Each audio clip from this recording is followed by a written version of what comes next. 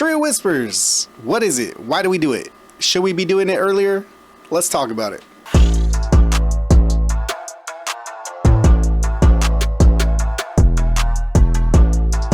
What's good, y'all? It's your boy JKG. We are back here in some Diablo 4 for you guys. Before we get into the topic of the video, I just want to say happy Father's Day. I am recording this on Father's Day here in the US, so to all of you Diablo dads out there, I hope you're getting a chance to be left alone to grind to your heart's content. That being said, guys, we'll hop into this. I'm gonna try to keep this one short, quick, and to the point as best I can. I do want to say before we get into it also, if you do like what I do around here, go ahead and hit that like button, hit that subscribe button, and the notification bell so you know when I upload.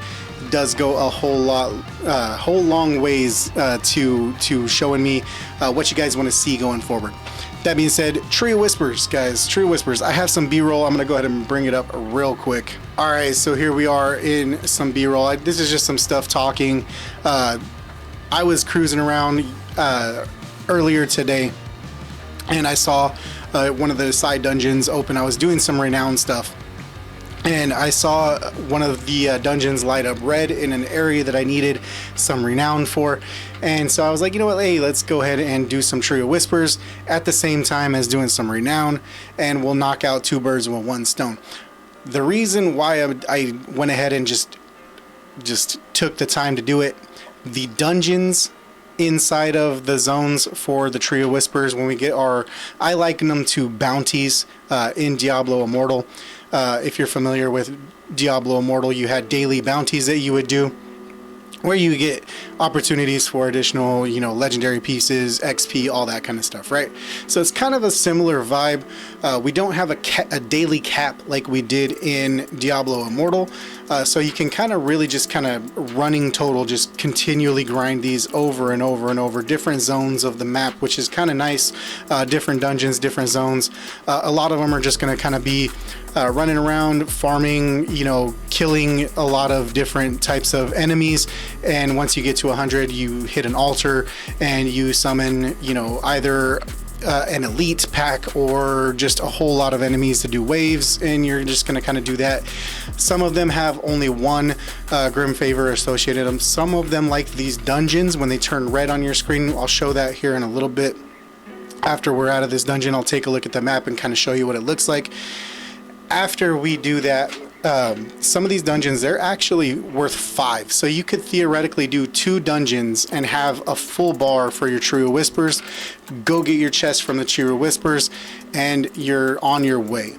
The reason why we're doing it is because the Trio Whispers is going to be a really good source of gear and XP. You're going to get a bunch of gear. You're going to get a bunch of XP because as you're killing monsters, you're going to have those chances to drop gear from elites and all that kind of stuff.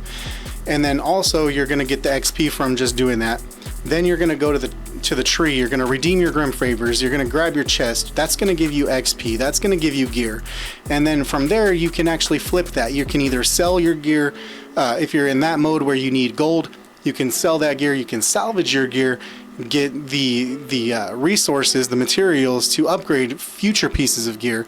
If it's legendary pieces that are not upgrades, or you already have the aspect and you're not using them, you can actually you can just salvage them for materials. You can extract that aspect if it's a better version of the aspect. There's all kinds of things that are going to be really key to growing your account. And the reason why I say key to growing your account is because the Trio Whispers, I'm just going to call them bounties. The bounties that we're doing for these Trio Whispers can go hand in hand with the Helltide zones. And if you've seen it, you can see a lot of times you're going to be running, if you're farming those Helltide zones to get those big chests, to get a lot of the legendary gear that way, you're going to be overlapping. You're going to be doing a lot of Trio Whispers little bounties at the same time. So you're going to be doing both of them at the same time. It's a really good way to progress your account. I should have started this right after I finished the campaign.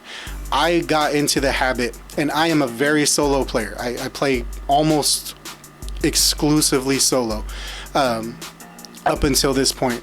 However, I should have been doing Hell Tides and I should have been doing Tree of Whispers religiously as soon as I got through the campaign.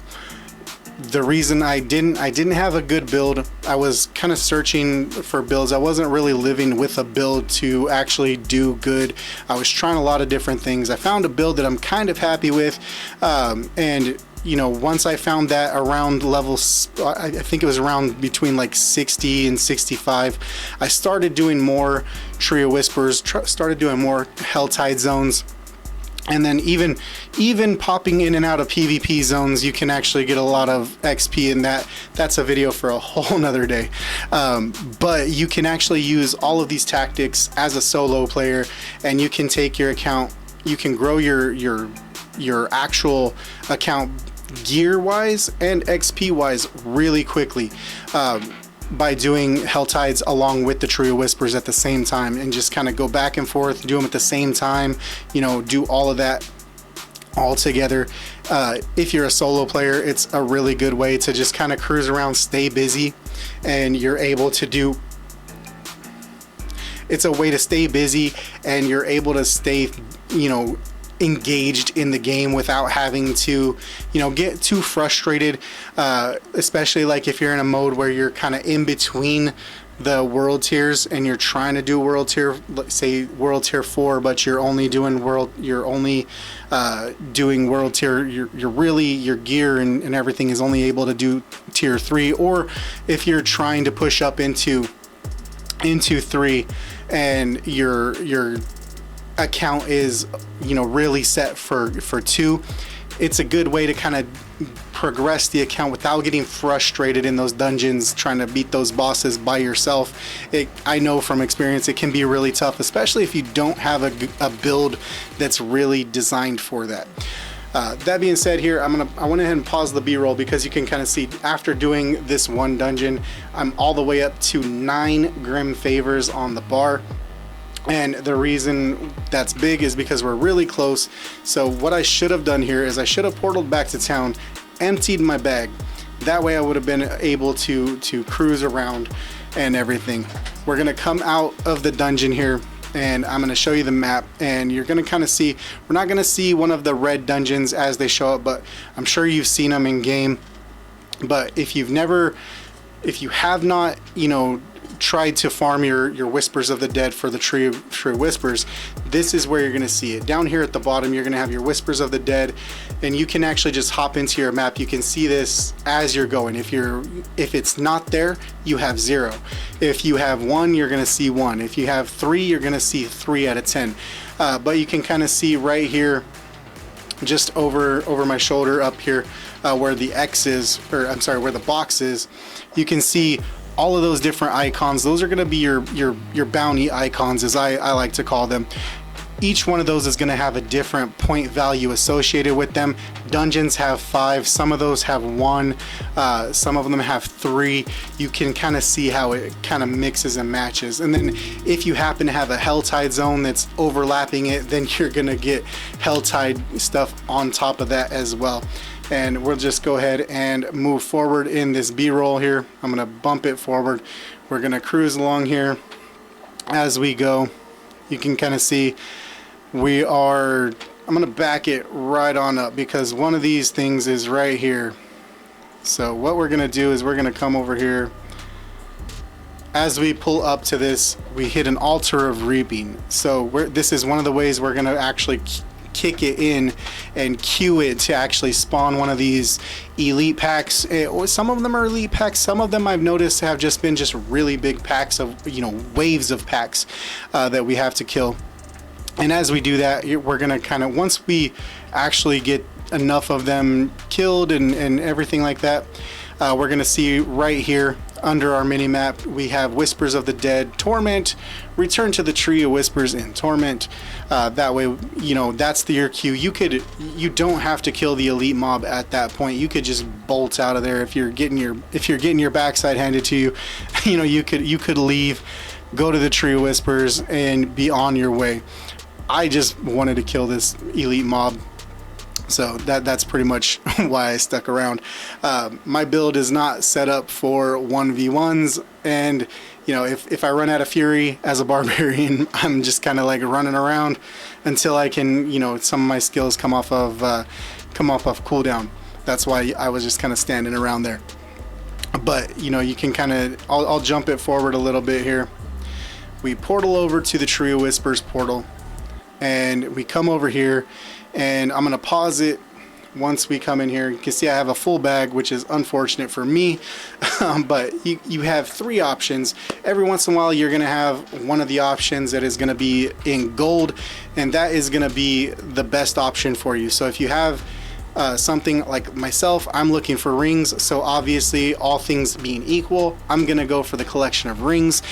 If say the collection of helms was gold and it was going to be a gold chest for me, I would actually still go ahead and pick the collection of helms, even though I need rings, because I'm going to get better loot from it. So when I get back to town, I can actually sell that off for more gold. I can sell it, I can salvage it for better stuff. I can have more options to have resources and materials for my account, where if the collection of rings was in gold, it's a no-brainer for me. But all things being equal here, I went ahead and took my collection of rings. You can see I double checked, and we are full. So I'm gonna portal back to town, and I'm just gonna go ahead. At this point, I'm selling everything that's not like an actual upgrade. If it's like +1, it still gets sold.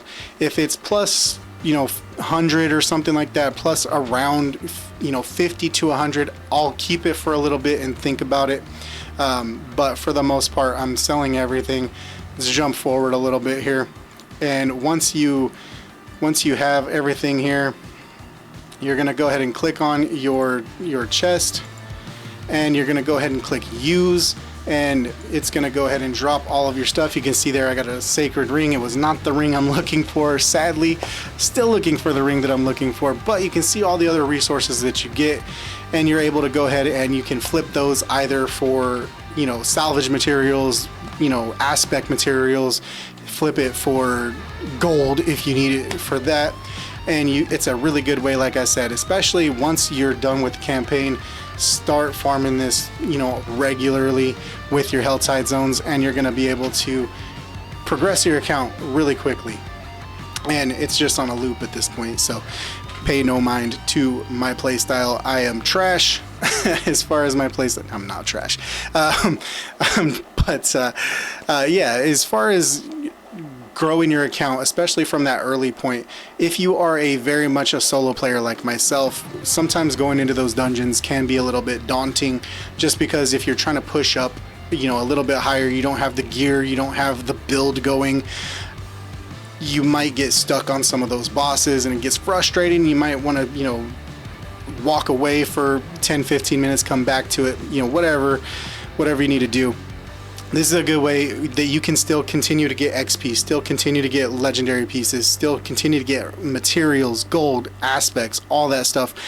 As you're just actively playing, you're going to be, as you're actively playing, you're going to be getting better with your build that you're currently running. You're going to get more used to your skills and everything like that, especially if you're learning a brand new build like I am right here in this video. You're kind of learning all those without having that boss, you know, pressure, if you will. So it's a really fun way to continue to grind and stay active in the game. Even if you are a very solo player and you're not in a party all the time, it's a really good way to continue to progress. That being said, guys, I'm gonna leave it right here. I don't want to take up too much of your time. I do want to say thank you for the recent support on the videos. You guys are amazing. And also, once again, happy Father's Day to all you Diablo dads out there. You guys are awesome. And yeah, if you like what I do around here and you want to support the channel, go ahead and hit that like button, hit that subscribe button, hit the notification bell so you know when I upload my next video, and I will see you in that next video. I love you guys. Peace.